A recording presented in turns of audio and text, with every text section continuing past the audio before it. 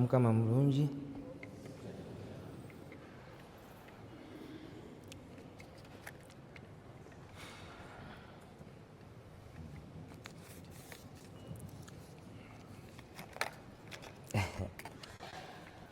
Wow.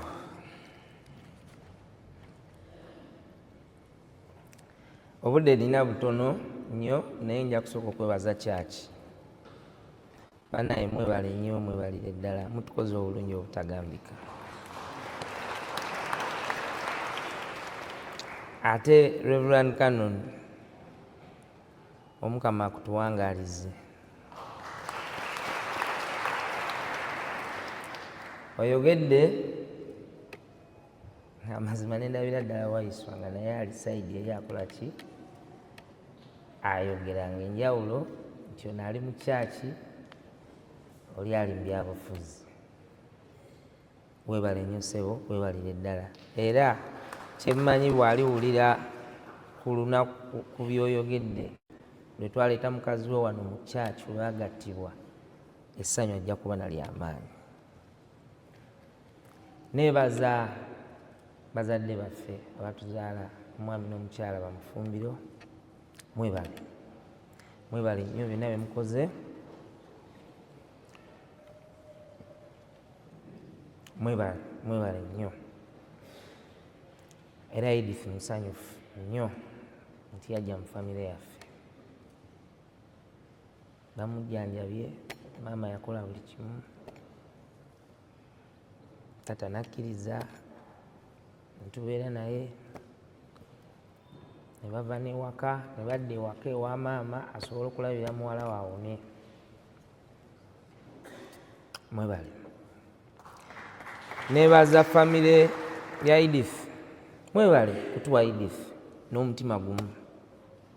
Mwebale mwatuwa Edith n'omutima gumu, kuba ne Edith bwe yalwala ffe ne twagala okumutwala, tebaatugamba kigambo kyonna, baatugamba mutwale. Mwebale nnyo, mwebalire ddala. Muko Sema, webale. Neebaza abantu mwenna abakola ne muganda wange Alex Waiswa Mufumbiro. National Unity Platform. It's a family and it is a united force.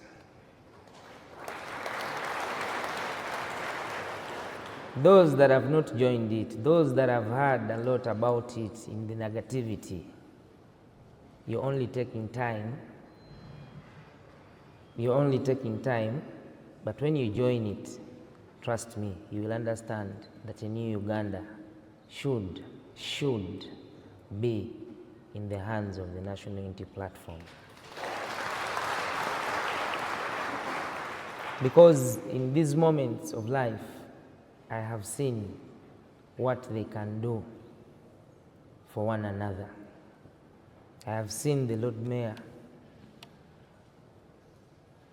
do everything possible for Alex to be okay in prison.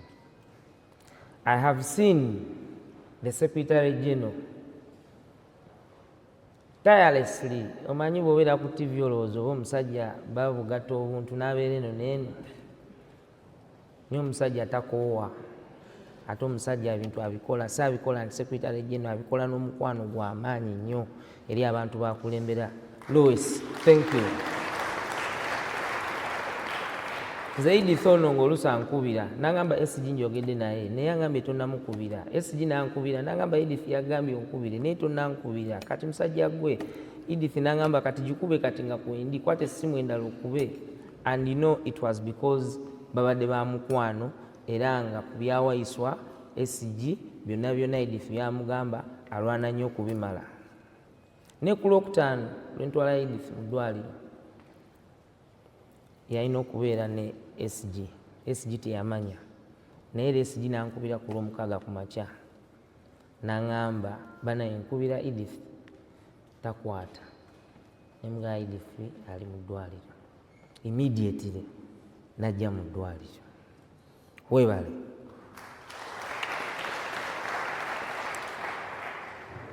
Abantu abasinga ekyaloopu yakitwala it is a title naye nze mutima gwange Joel Ssenyonyi muyita mukama wa Waiswa, muyita mukama wa Waiswa kubanga mu bantu beyenyumirizaamu amwenyumirizaamu nnyo nti mukama we mutuufu.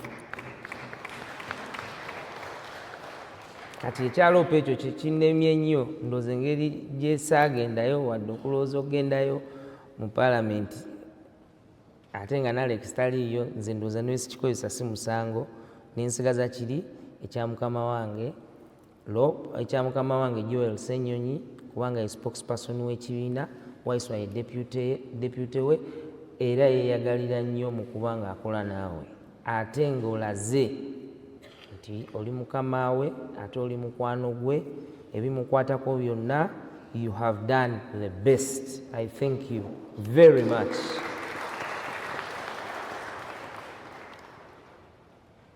Bwe njogera bwe ntyo nina okugattako mukyala we Ssenyonyi Fabrice, sorry for your loss.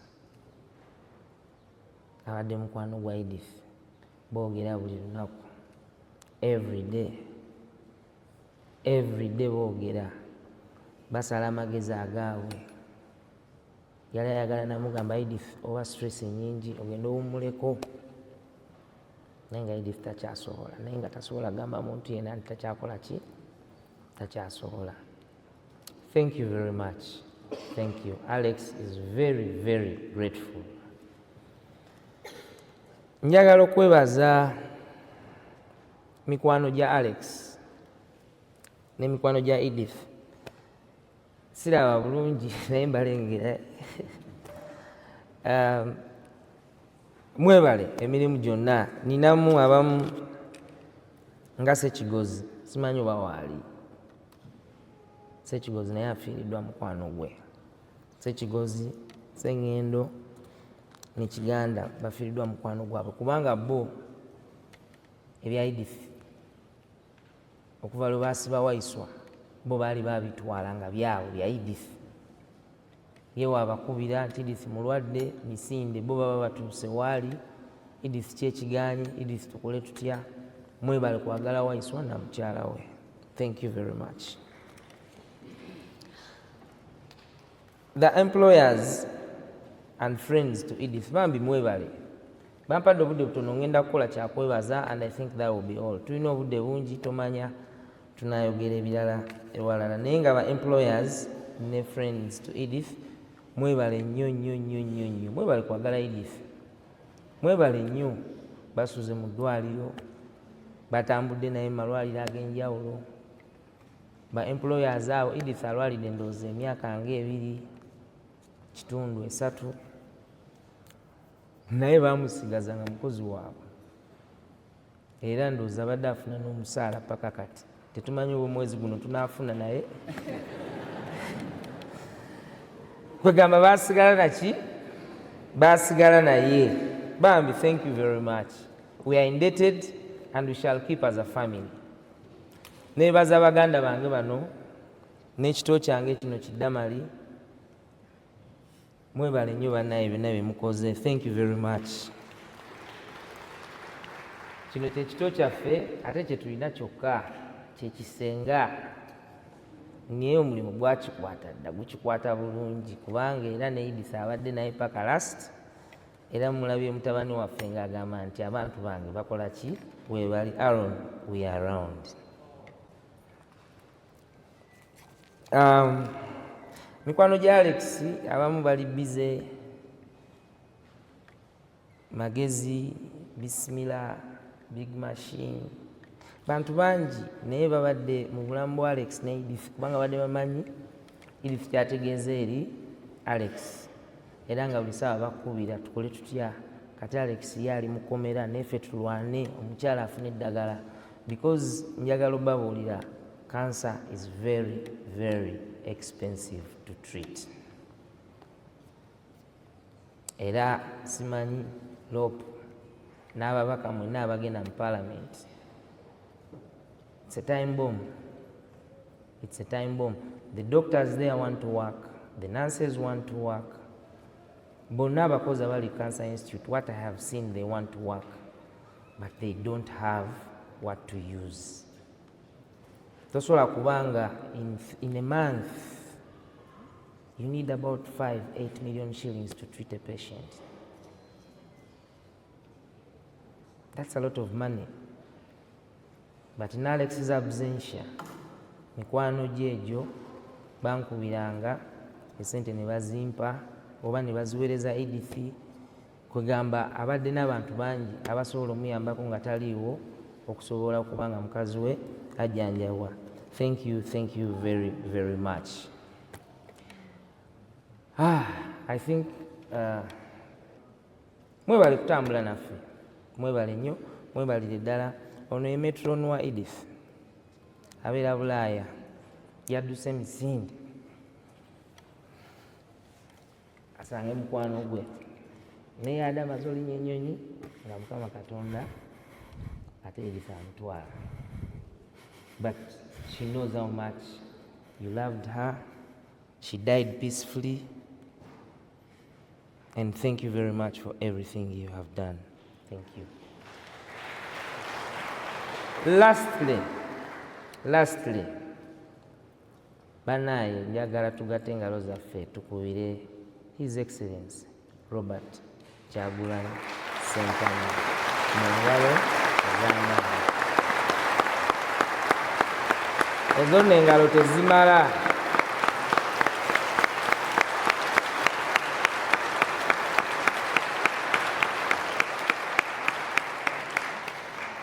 He has chosen leaders, young, old, female, male, to prepare to take this country to the next level. So many talents, so many people had been identified but not utilized.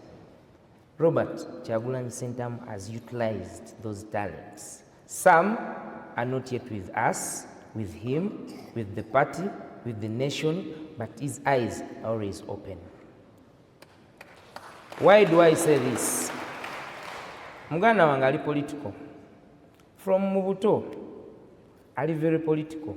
Kuva nga tuli bato yaddukanga n'agoberera Museveni, n'alaba lali ya Museveni, n'alaba eya Besigye, n'alaba when we were young nze nga ndi bya mupiira.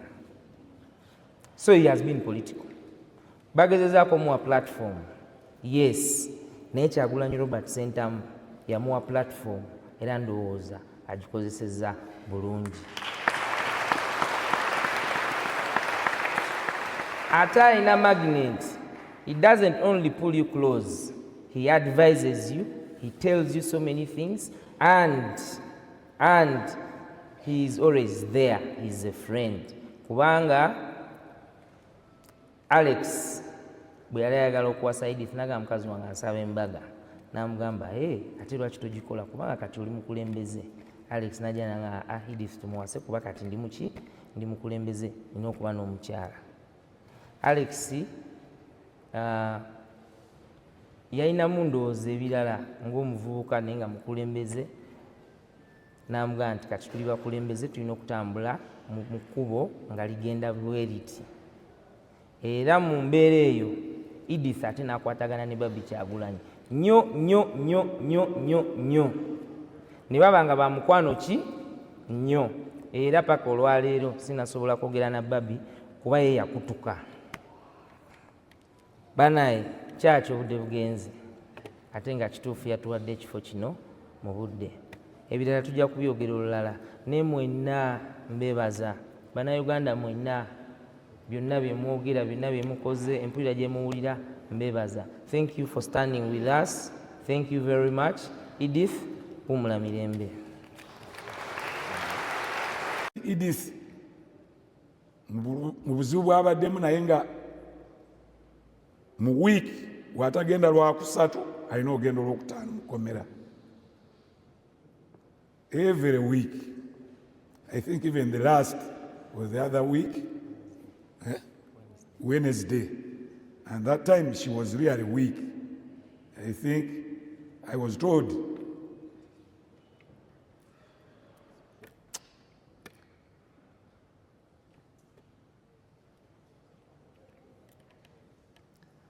Alex n'agezaako omugamba nti Katonda singa akuwayo emyezi emirala 2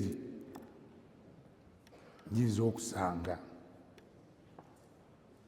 but has not come to happen. Ne tuba muwulidde wano nze ni munnamateeka nkoze amateeka emyaka egisuuka 3. I retired as a chief magistrate. During our time, it was even an offense as a judicial officer not to give a ruling of bail instant. You would be called. You would be called if you adjourned a case to give a ruling on bail. You would receive a letter to explain. But today, it has become a mode. Abalamuzi bajja mu kooti, state n'agamba nti I'm not ready to verify documents. What documents are they verifying? LC letter ne national ID. N'akyagaliramu ewiiki mmeka 2. Ne bazimuwa. N'akomawo n'ateekamu objection. Ne bamuwa naawe wiiki 2 eza ruling. Ogwo si gwe mwezi. Kati olwo lwenaabeerawo ate oli omulamuzi tabeerawo. Ne bagwongerayo. Olwo ng'emyezi 2 gikoze eki? Naye ng'abakulu tebakifaako. Kati tis normal now to adjourn cases as they feel. Baatu ebigambo era twewuunya nnyo ffe abamu abaakola edda oba abisoma edda tetumanya amateeka kati bwe gaakyuka oba naye ate tegakyukanga, n'oluzungu terukyukanga. Ekigambo shall tekifuukangako wiiru, because shall in law is mandatory. And now those who made the Constitution of the Republic of Uganda said someone on a capital offense after 60 days shall be granted a court bond. But our courts today, they are interpreting it as they wish. Very unfortunate. Because all these people, now you go to prisons, they are overcrowded. Why? Our judicial officers, kintu kirawo kyakusanyiramu obulamu bw'abantu tubabulekaawo nga bwe baagala. Ate ffe batusomesezanga tugamba nti ffe otuprotectinga rights z'abantu, era ffe twakolera nga tebatukkiriza kutuula mu security meeting. Woba okulira district oba region oba yita security meeting nga bagamba onaagituulamu nga bateesa nti era tugende tukole panda gaali ate nga nawe wabaddemu, ne bakwata abantu ekiro kyonna bikibi ne babaleeta ate mu kooti yo, kati onaabakolako otya? So ffe nga you can't sit in such security meetings. Bo babikola ebyabwe state ne kooti eba kooti. Naye kyakusaalirwa kati ennaku zino kooti zaffe zifuuse kibaagala tebazikozesa. Kyenjagadde nakyo okukituusa nti kituveemu nti bannange oba tunerwanako tutya simanyi, but the judiciary, the way it is interpreting the law, as far as I know, it has not changed, but our people are interpreting it kifuula nnenge. Always bagamba nti waliwo akasimu akava awalala. Ffe twakola nga tetubufuna abantu abata, naye bannaffe abaliwo kati tetumanyi kyebaliko. Era ensi eno twesabire, waliwo tunaagenda mu ngeri eyo bajja kukwata wano bakusuula eri bakwerabireyo, because there are people who are rotting there. Ekyo kyenjagadde okwogerako about court, because this way will not be there now. The case is in a capital. By 60 days, katugambe nti ziri bail endala zonna baazigaana, but the mandatory one was what? Mandatory. We would have got that one, but it was denied. Let us pray that tunafuna omukisa obenkya ne beddamu ne bamutuwa n'asobola okuziika mukyala we. Nebaza ne muwala wange for the good work they have done ku mulamu waabwe. Yasooka Alex bamukwata Damali twamuwaayo bakati tasobola kuba mu nju yekka. Damali n'asenguka kuva ewaffe genda abeera ne Edith era batambudde bonna era yasize omuko gw'enkomerero nga bali bonna. Damali weebale. Abantu mwenna mbebaziza mwebale nnyo. Tugenda kuziika lwa mukaaga ewaife Busoga Luuka district ekyalo Busiiro. It is 16 kilometers from Magamaga. Those who know Magamaga, or if you Iganga Road, Jinja Iganga Road, there is over batunda waraji awunyenyo waraji awaitawo Wandago. Then you get where the railway passes up. The train, Chitirirwa, the train passes up. So when you turn on your left, from there it is 16 kilometers, you will reach our place. Even if you reach the trading center, Magamaga, still you turn left, you reach. Nobere Magamaga no bagamba, ngenda Busiiro, bajja kubuuza oba omulamuzi oba wa baba waiswa. Then you will have reached. Tobuuza ojja kuvuga straight. The road is not bad, the road is good. Mwebale nnyo. Maybe nja kubaza as you heard, Edith bwe yatandika okulwala netufunamu obuzibu kuba omwana wedda mulaba oyo. Definitely omwana teyasobola kuwonka. The first week ey'okuzaalibwa ebbeere lya Edith ne lizimba. Kati batandika okudduka mu ddwaliro here and there. Kati Nalongo n'aba nga alina okudduka okuva ekitendo okujja babeera paka lwe twasalawo tubagamba muli baana mudde wano tubalabirire wano ono asobole okujjanjaba omuto kati okukwata the younger girl okusobola okumuwa amata. Nalongo weebale nnyo. They have done it and we thank God that the girl is alive and we hope we shall keep them, God willing, giving us time. We shall look after them. Thank you very much. Kitalo nnyo, kitalo ddala ekya mwannyinaffe Edith Katende Mufumbiro. Afudde muto nnyo. Balese abaana amabujje mugalabye. Kyannaku nti maama w'abaana afudde, kitaabwe ate ye ali mu kkomera. Mabujje ago gali awo. Tugasabire era tugayambe mu ngeri yonna gye tusobola. Ndabye omutonga ye n'ebigenda mu maaso ayinza okuba tabitegeera. Y'embeera gye tulimu ey'ennaku. Batuwulidde ku mirembe gye twetaaga mu ggwanga lyaffe lino. Kituufu nno twetaaga mirembe era ffenna tuluubirirwa mirembe. Y'ensonga lwaki tukola bye tukola, y'ensonga lwaki twetaba mu by'obukulembeze, y'ensonga lwaki twogera n'ebirala bye tugezaako okukola okulaba nti ebintu ebimu birekeraawo okubeerawo mu ggwanga lyaffe lino.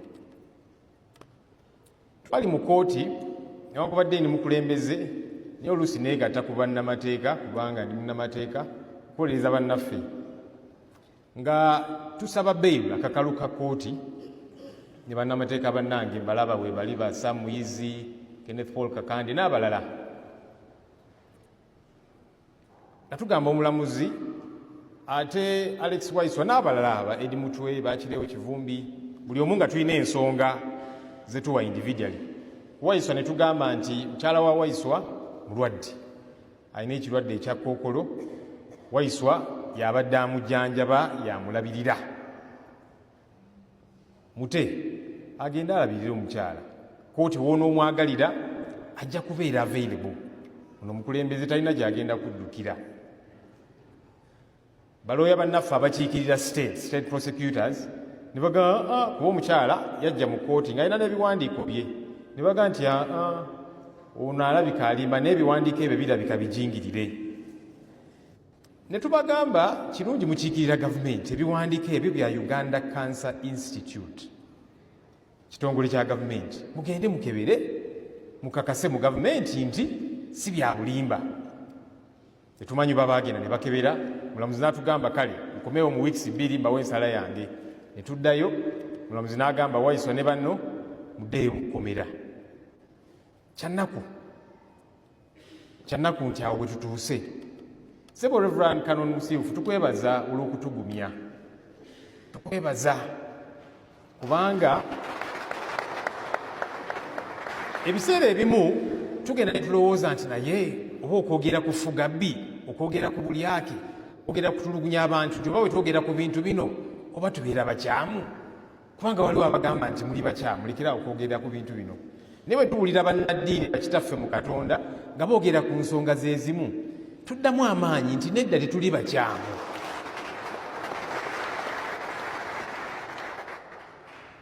Canon Musiifu, ekyasibya Waiswa bye bigambo nga gwe byoyogedde mukadde waffe. Tewali nsonga ndala. Tewali. Waiswa tabbako ssente ya muw'omusolo. Ne babata. Abamu tebakwatibwa nako. Waiswa tattanga muntu. Talina kikyamu kye yali ako. Naye kwogera nti bannaye Bulyake kikyamu, Fugabbi kikyamu, okusiba abantu kibeera kikyamu. Ebyo bye byasibya Waiswa.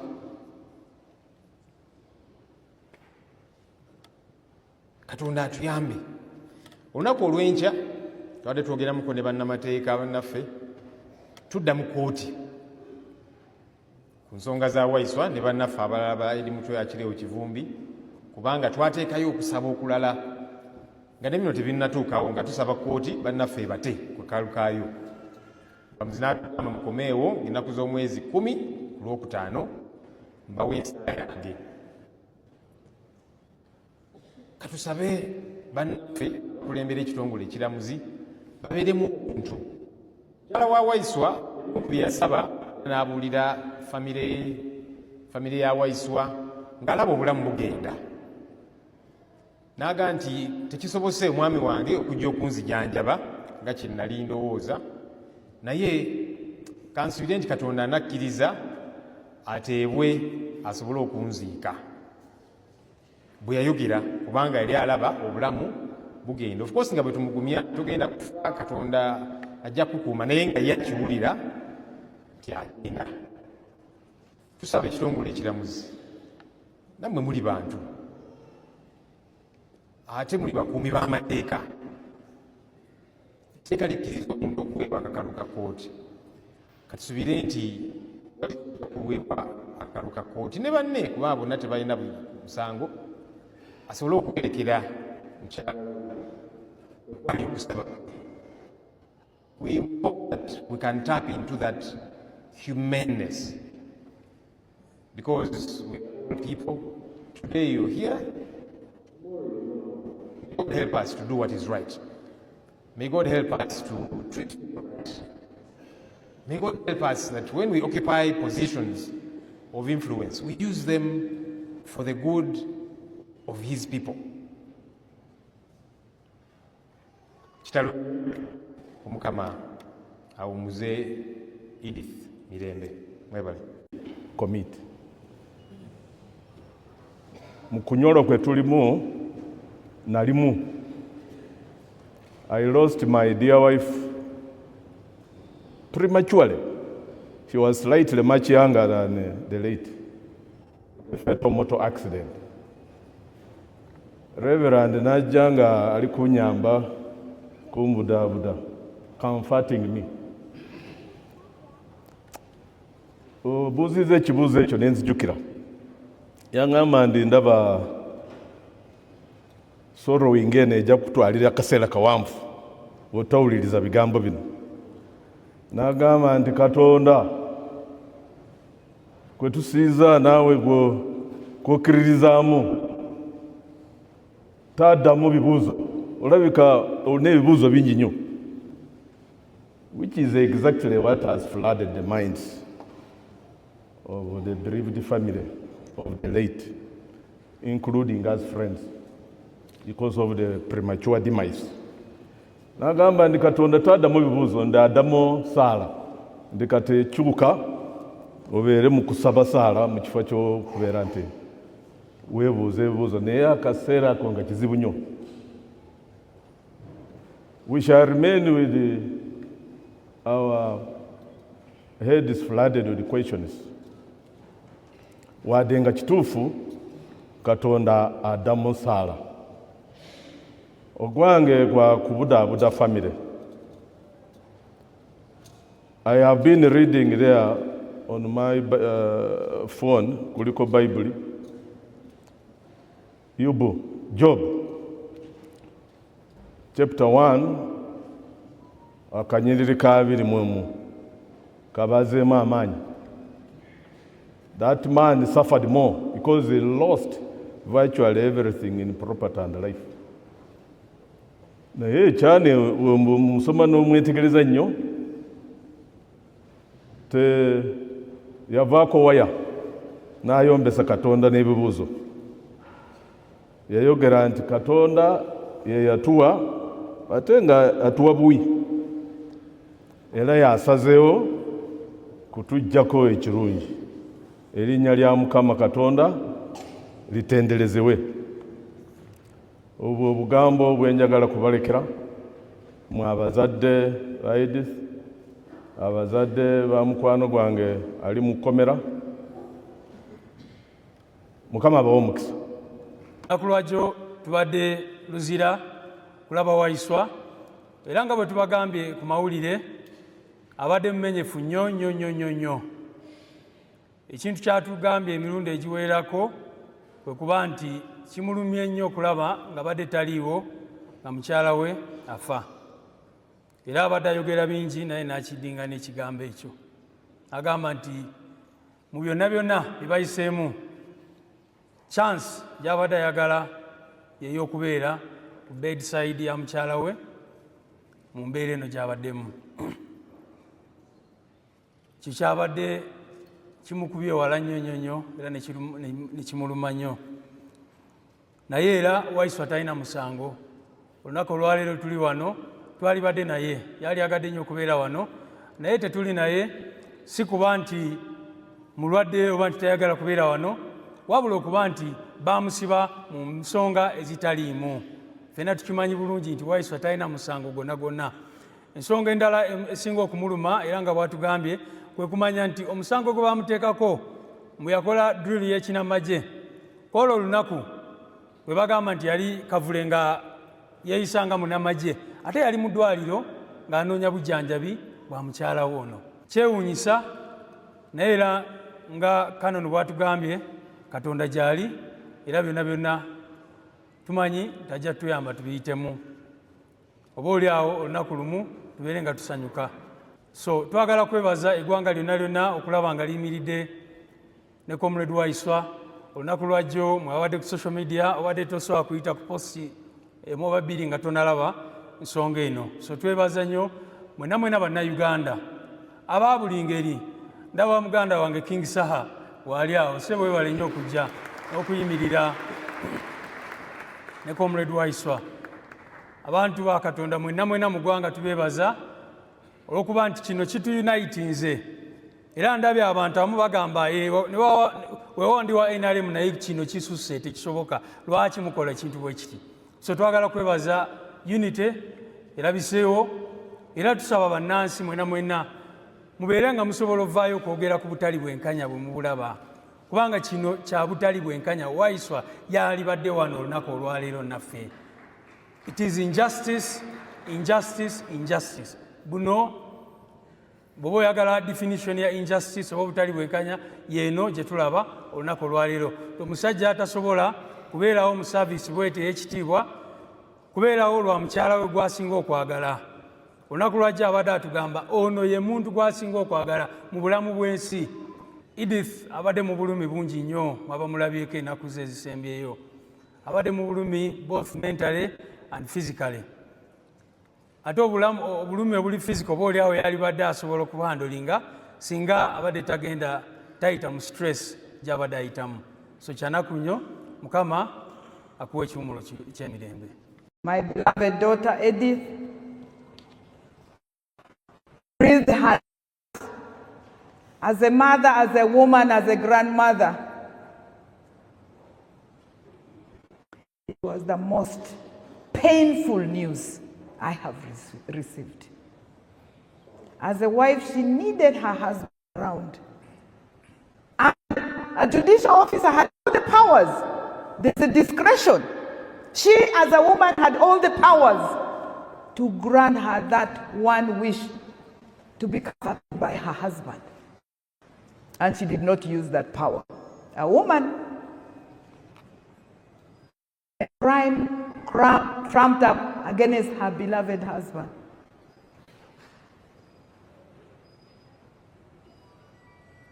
He never committed that crime.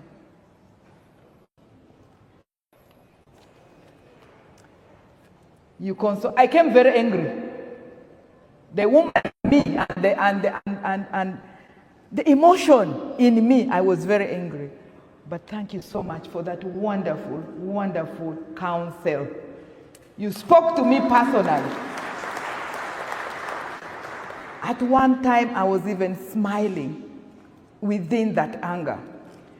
Why did your words and also the chosen readings today spoke so personally and strengthened us?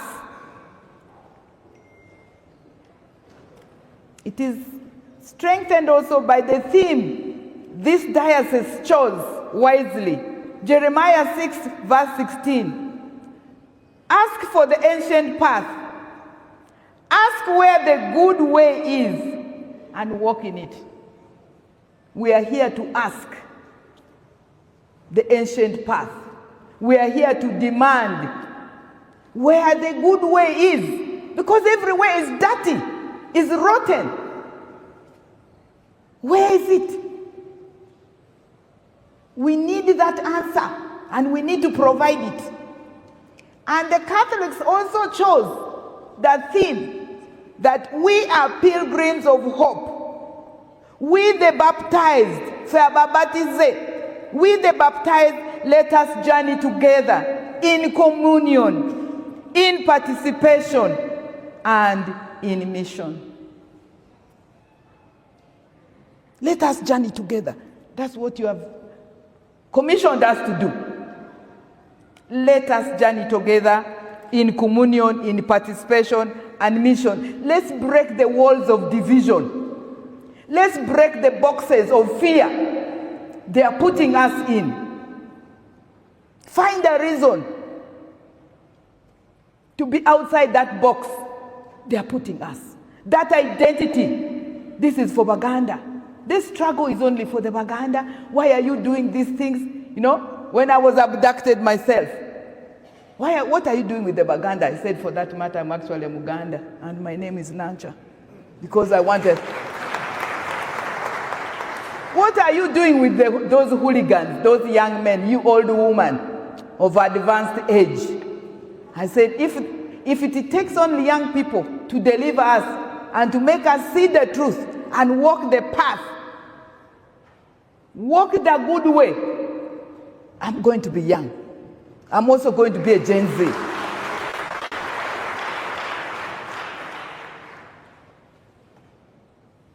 Today is a day for us to dismantle those falsehoods of identities. This is for Baganda. This is only for the young people. Those are ghetto people. It's only for... Those are falsehoods. With our lives, we need to be the Bobby Wines, as my president always tells us. We need to be the canons in practice. We need to be the Reverend Father Musala, who is always on social media and giving us hope. This call is not in vain. We must live it in practice.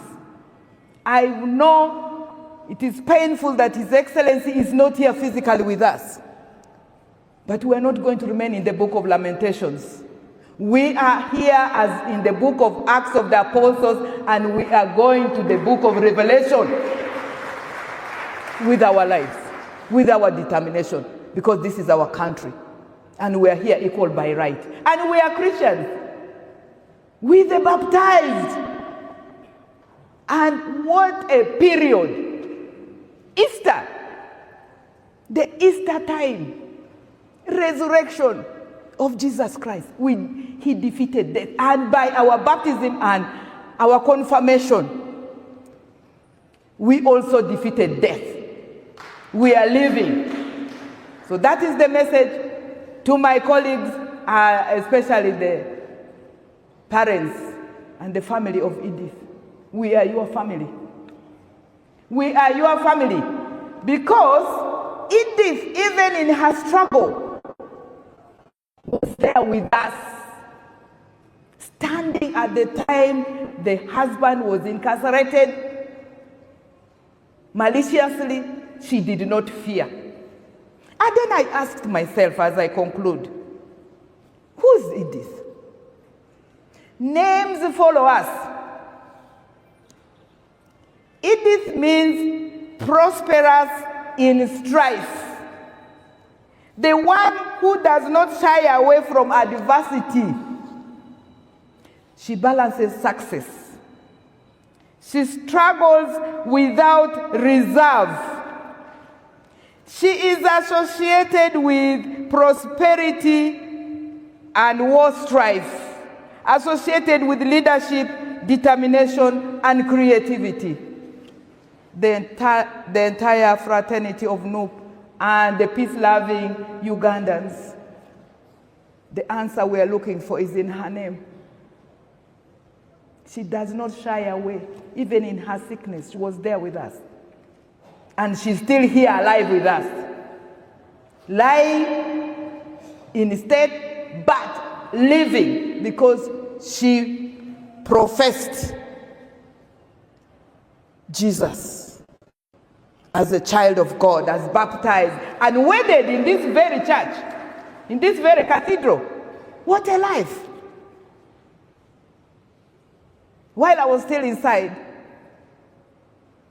Ash Wednesday, as I had examined my conscience so well for the time I was abducted, kept in incarceration, kept away. I confessed that day the lesson which is related today that the Father preached for us in Good Women Prison was that we must never lose focus of the cross, because as human beings, we are nothing but ash. We are dust, and to dust we shall return. But what legacy are we going to leave? Edith has left a lot, her courage, until the end. Her love for family, her love for her nation. This greed, exclusion, malice, killing, malicious prosecution, trumped up charges. Remember, we are nothing but dust. We are nothing but ashes. But where will your spirit go? It's a call for us, and we must not keep silent on our part. We must demand and make sure that these people who are pushing us to the hardest places falsely, they are not comfortable. Make it very difficult with your life for them. Let us erase their comfort zone. If not for Edith, at least for Waiswa and also our president and our beloved country, because we each one have a right and a duty. We are calling on you to make Uganda that country where we say, for God and my country. Indeed, for God, we must reclaim it. Thank you so much. And may her soul rest in eternal peace as we celebrate this exceptional life. Mwebale nnyo, mwebalire ddala.